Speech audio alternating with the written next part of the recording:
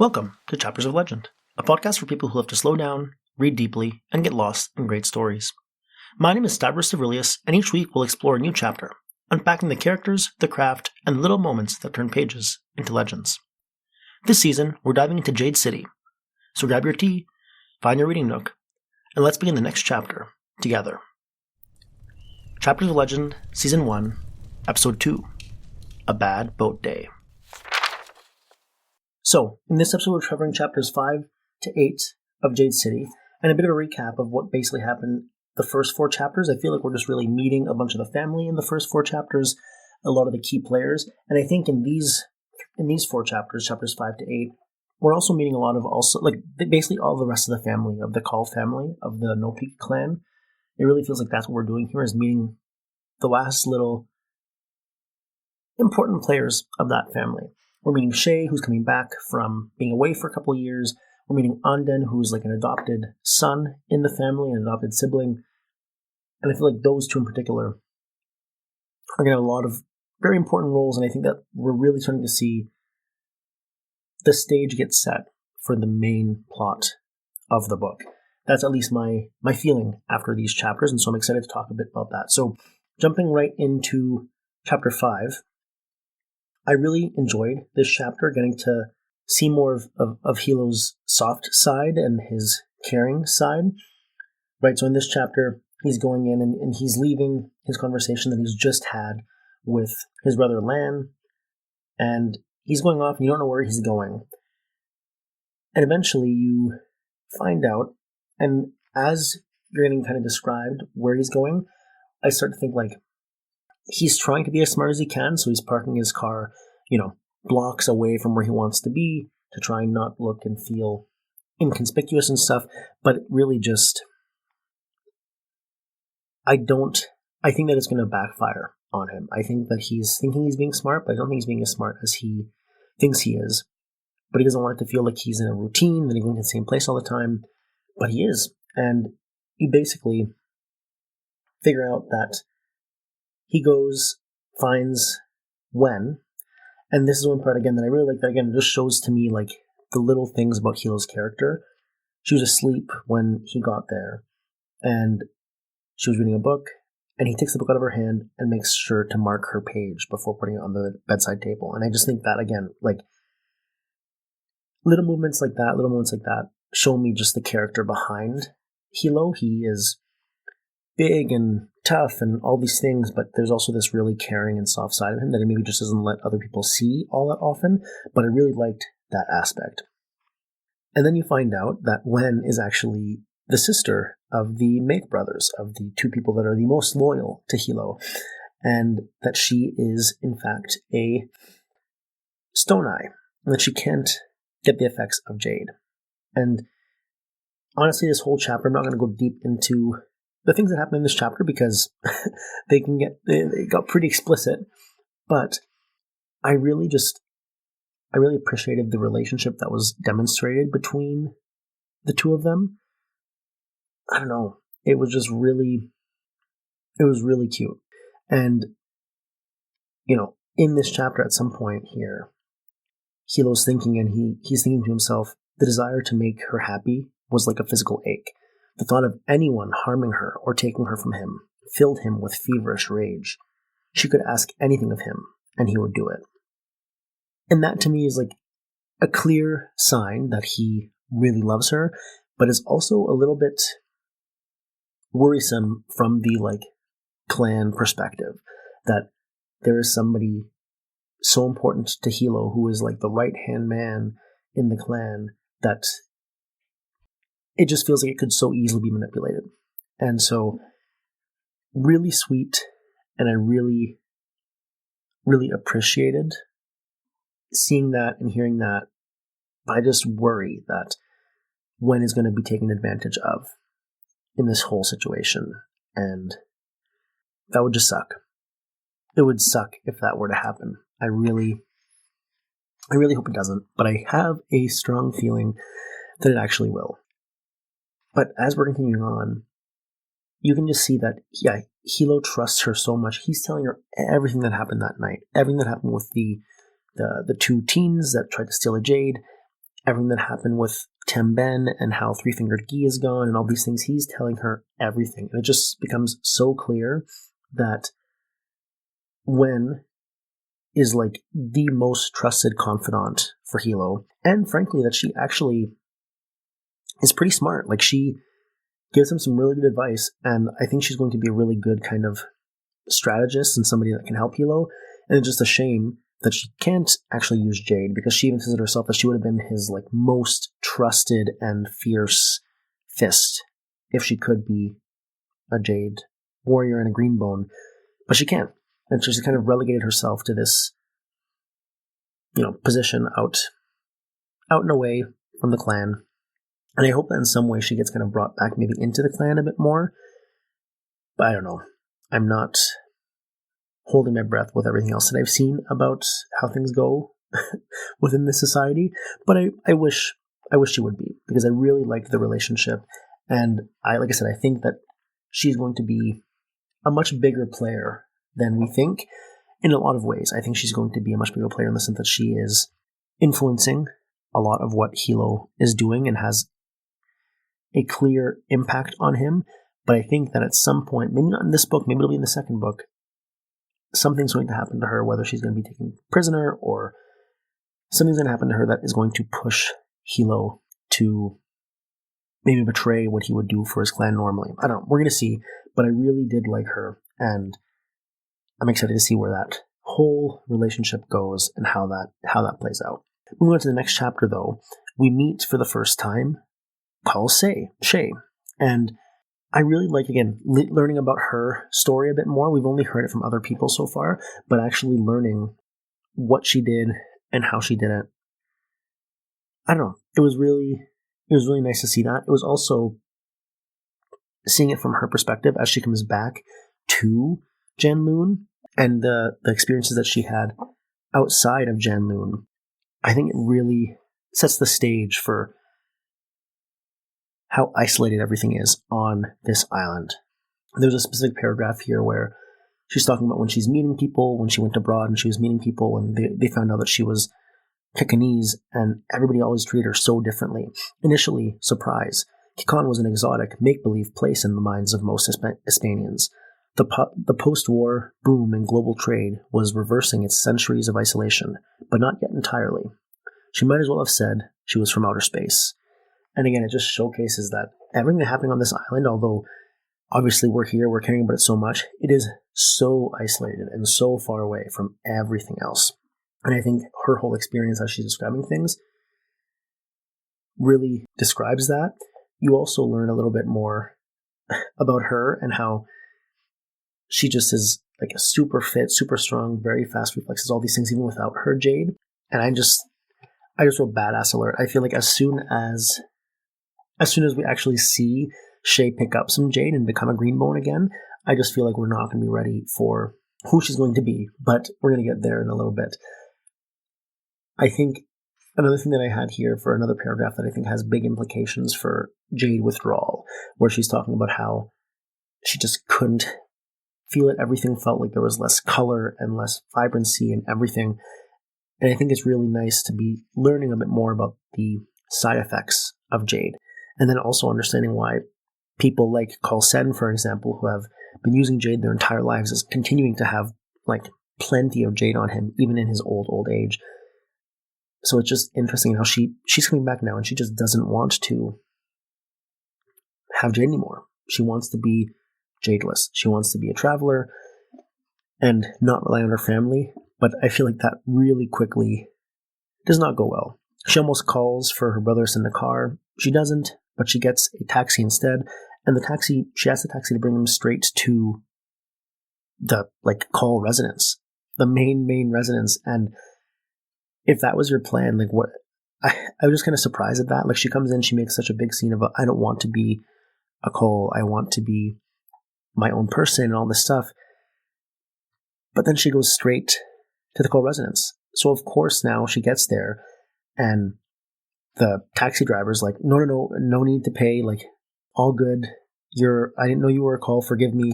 And she's like, no, I'm going to pay you, take your fee. I'm not part of the clan anymore, all these things. And it's just, I feel like she's doing, it feels like a really half-assed job of like, no, I don't want to be recognized as a Kaul, but also like kind of, I don't know. I'm iffy on that whole part of her, but everything else about Shay, I really have been enjoying so far throughout this story. I think she's really nice. I really like the relationship between her and Lan. That really, I don't know. I really liked that. I thought that was really, really nice. But then she goes and she ends up talking to her grandfather. And that was an interesting interaction. It's just, he is so blunt. So blunt. The last couple of years have been unkind to you, as they have been to me. That's like the first thing he says to her. He looks at her and he says, wow, the last couple of years have been unkind to you. Not the best first thing to be saying to a person. And she kind of at one point says, well, she understands 2 years ago she broke his heart. But I just don't agree with that. Like, sure, maybe she did. But I don't know, I just believe that you can't be living your life only for the desire of your elders, only for what your elders want to happen in your life. And so, she wanted to explore, she wanted to go off, and she did. And I'm happy that she did. And it just, I don't know, all these cultural implications, right, of not wanting to be disrespectful, but then at what point is taking your own life into your own hands disrespectful versus, you're an adult, you want to do your own thing. I don't know. It's a really tricky thing, and I don't envy her position for that. And I feel like I've been in that position a couple times in my life too. And it's not great. It's not great. But right away, she's forgiven. Forgiven for what? She's not even really sure. She didn't ask for forgiveness. But anyways, she goes on, has these conversations, and basically Sen says, like, you're Kekanese, we're green bones, don't forget that. Put your jade back on, all these things. And she doesn't want to, but she tells him, no, I found a place, I'm not staying in the house, I'm going off, but I'll be in Janloon and all these things. But she's lying, she hadn't found a place, and she goes off to try and find a place afterwards and try and figure it out.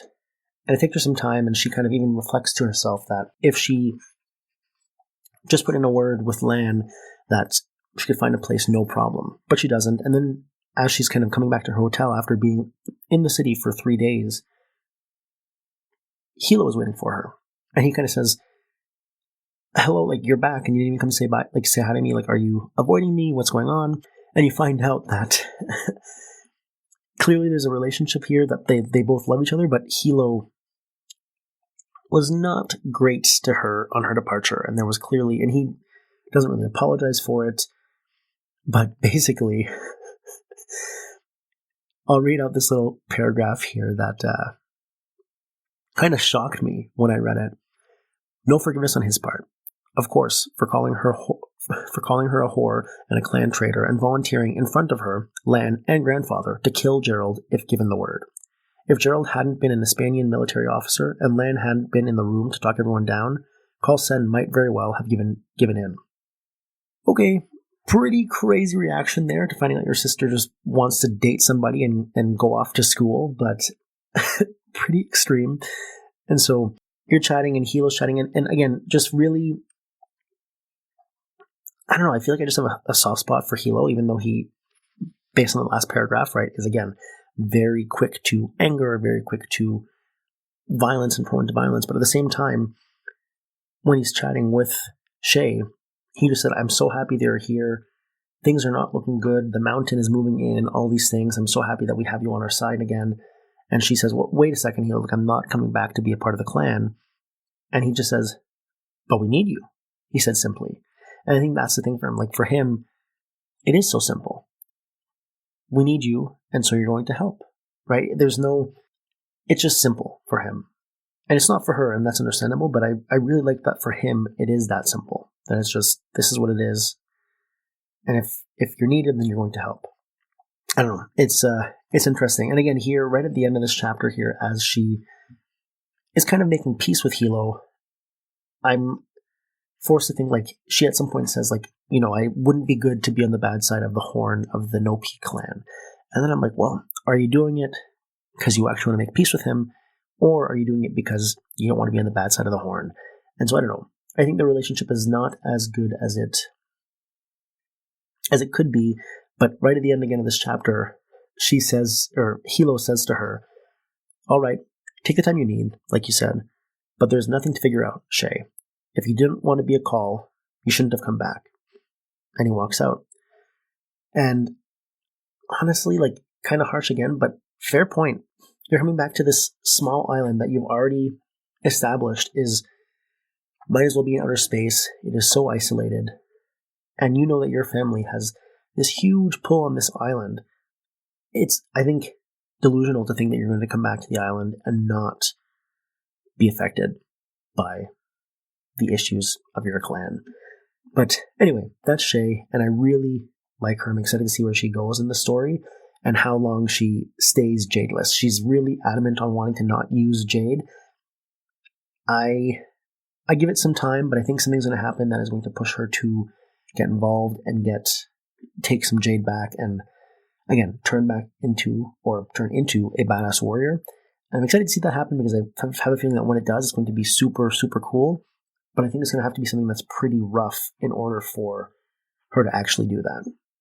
And so then moving on to chapter 7, where we are going to meet what feels to me like the last big member of the Kaul family that we're going to meet in this story. We're going to meet Anden, who, at first, as I was reading this chapter, I was Anden's been, you've heard the name a couple times before, and I was kind of confused, because as you're reading, it's a bit confusing. You're like, wait, how is he a part of the family? What's going on? But he is at Kaul Dusharon Academy, and he's learning how to use Jade, and he's in his last year. And so he, after this year, will be graduating and effectively become a full Greenbone and allowed to use Jade. And you find out, it was cool this chapter because you're learning some stuff about Jade. You're learning that there are 6 disciplines within Jade: strength, steel, perception, lightness, deflection, and channeling. And whenever there's world building stuff like this, I just think it's really, really cool and I really appreciate it. But you're also learning again, how some of the harshness of things are here, how they're making them break bricks that are burning hot, and that if you're not using the Jade properly, you're going to be severely hurting yourself. And it's just so clear at this academy how fully military it is. It is not for the faint of heart. We've already seen some of that in some flashbacks of lands, and now seeing more of it here by looking at Anden and what he's having to do. It's okay, yep, this is fully a military school. It is not for the faint of heart. And yeah, so Anden is here, and he does pretty well, but you're also again seeing that he has really bad Jade withdrawal. That at the academy, you're basically allowed to use Jade for the purposes of learning, but as soon as you're done, you give it back, and that's it. And every time he has to do that, he goes through this period of just feeling lost and this churning in his stomach, and just he's going to throw up, and just this. He's gotten good at trying to control it, but it is tough on him. And then Hilo shows up to say hi and check in on him, and I don't know why I didn't realize this until it was shoved into my face in the text.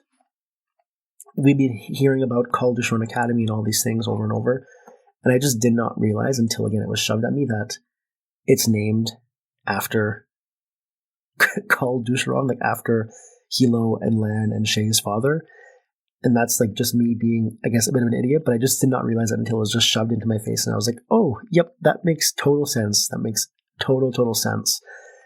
And this whole part when Hilo and Anden are fighting, pretty cool that Anden is able to kind of hold his own a little bit against a full Greenbone, who obviously maybe not going 100% on him, but still, really cool that he's able to do that. And even though it's really harsh and Anden is bruised and beaten at the end of it, I kind of liked it. I kind of liked that whole interaction. I thought it was kind of cute at the same time, even though Anden's kind of ugh, I don't really want to be doing this, but I kind of have to be doing this and all these things. But I don't know. I think I just have a soft spot for Hilo. I like him a lot. I think he is this guy that is, again, this big strongman as a front-facing thing, but is just really actually a softie at heart and cares about people and cares about his family most of all. So I don't know. I really like that. I really like that he goes and he's fighting with Andy and is just having really cool interaction. But as you're continuing and you're learning more, and Hilo's basically saying to him I can't wait until you're ready to go because we need you out there. You are going to be really good. All these things. You find out that you find out all about how Anden was effectively adopted into the Kaul family, and you find out how that happened. And I'm not going to read the paragraph that has happened because it is really brutal, but suffice to say that when you're learning about what happened to his mother, and even just thinking about it now, it's giving me shivers all down my spine. It was horrible, horrible to read. And I cannot even imagine him experiencing that. But let's suffice to say that he ends up an orphan at, I think it was like age 10 or something like that, like at a young age. And he doesn't know what to do. And so he calls Lan, and Lan was his father's best friend. And Lan comes in, basically picks him up, brings him home, and within a few days, he gets officially adopted into the Kaul family. They are going to take care of him, and they pay for him to go to school and all these things. And so he effectively becomes this like adopted brother into the Kaul family. And it's very clear in the text that everybody treats him that way. Everybody treats him like a sibling. It is not like he is just this random person. But it also becomes very clear that he's a very strong Jade user, but he's really worried about the usage of Jade. It kind of made his mother go crazy, it made his uncle go crazy, and he's worried that he's going to get the itch, is what they call it. And I don't know, I'm interested to see what happens with that. I think he's going to be really great, but in this next chapter, some more stuff happens to him. So this last chapter, chapter 8, that we're going to be looking at today, I think this next chapter has like major implications for the rest of the story. I think it's going to be really what kicks off the whole story. We're learning about like these little things that the mountain might have going on, and we're not really sure. But until now, it really kind of showcases to me like, oh, this is what is happening. This is what is happening here. And so this chapter, Anden with a bunch of his friends from Kaul Academy go off to boat day. Big celebration, big festival. They're on the docks, they're drinking, they're having fun. And at some point, Anden needs to go to the bathroom and needs to go so badly that he's just like running down the docks, trying to find anywhere that he can use the bathroom. He can't find anything. Eventually, he sees this restaurant. He's like, oh, thank God, finally. Runs in, uses the bathroom, and is about to walk out and realizes that he is on the wrong side of town and that he is now in mountain territory. And he's in mountain territory wearing his Kaul Academy, which obviously is a no-peak academy. And just a couple of random people see him and start to insult him and start to, give him a hard time. And he's like, well, I am in a bad spot. There are 3 people against me. None of us have Jade. This is not going to go well. But I'm going to do my best to make it look like, I at least give him a fight. I'm going to get my head beaten in. And he kind of thinks to himself, well, these guys are free to kill me if they want. There's kind of like this honor code for actual green bones that they don't kill people who don't have Jade on them. But not really the case for people who don't have Jade. And so he does his best, does pretty well against these guys. But as he is kind of like not in a good spot, the fight gets broken up by a couple of green bones from the mountain. And you find out that the fight is getting broken up by Gaunt Jen. And Gaunt Ashen 2 is the horn of the mountain. And immediately I was like, oh no, oh God, this is not good. This is not good. And as you go further down in the page, you find out that immediately, without any kind of provocation or anything, he looks at Anden and is like, oh, you're Anden Emery, the son of An Uramada, adopted by the Kauls. And I was just like, oh God, shit, not good. He knows who you are right away. No questions, he knew who you were. And needless to say, this does not go any better as the story continues here for Anden.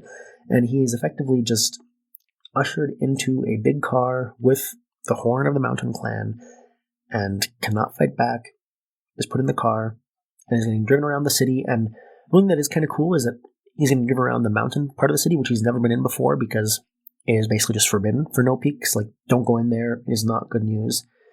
And so he's seeing this new part of the city, and at first he was like, oh, I didn't know what I was going to expect. But it kind of just looks like the rest of the city. It's not anything super different. It's Janloon. But he gets taken off, and right at the end here, he kind of asks, like, where are we going? Where are you taking me? And Gaunt just says, to the top of the mountain. And that's the end of chapter 8, and where we're going to leave off with this chapter. And I'll just say, like, I think that the fact that Ondin now has been kidnapped, and Gaunt basically says, don't worry, we're going to let the horn of the Nopi clan know where you are. Don't worry about that. It's all good. We'll let him know where you are. And ushers him into this car. I think that is going to be the main catalyst of this story now, is that Ondin has been kidnapped. And in the last episode, I was kind of thinking, like, are we just going to be looking at everything from the perspective of the Kaul family and the Nopi clan? And now at the end of chapter 8, we're almost like 100 pages in here. And I think that must be the case. We've not had anything from the perspective of anybody in the Mountain Clan. And so I think that Ondin being taken prisoner, captive, whatever, is going to be our kind of insight into what's happening at the mountain, in the Mountain Clan. And we're going to be looking at everything from the No Peak side of things. And we're going to see what's going on. And so I think that's kind of like what the main catalyst is going to be for jumping off into the story. But this story has really got its hooks into me. I'm really, really liking it. It has been so much fun to read, and I'm excited to see what happens next. I think that's what's going to happen, is that Ondin, the fact that he got taken, is what's going to be the big catalyst. I think that might even be what pushes Shay to get some Jade back on, to go and get Ondin back, because it was clear that she cared about him too. But I'm very, very excited to see what happens next as we progress here. Still very much in the beginning time of the story. We're getting to learn different people still and learning more about the world and what's going on. But it's super clear that this is not good news. We don't know that much yet, but what we do know is that this is not good news. So I'm excited to see what happens.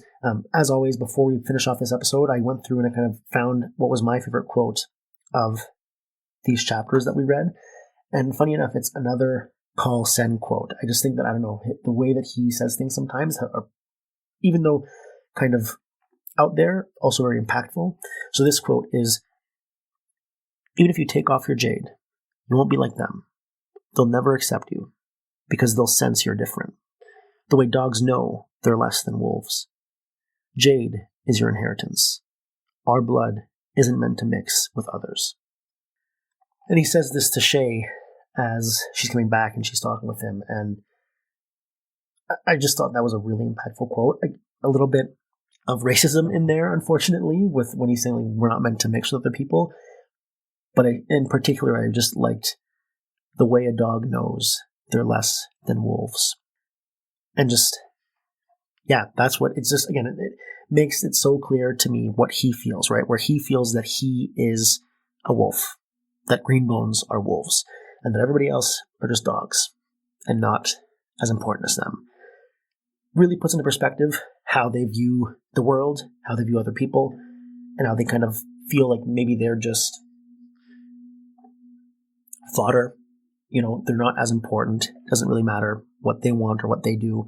And so, I think that just really highlights for me what they feel and how they think.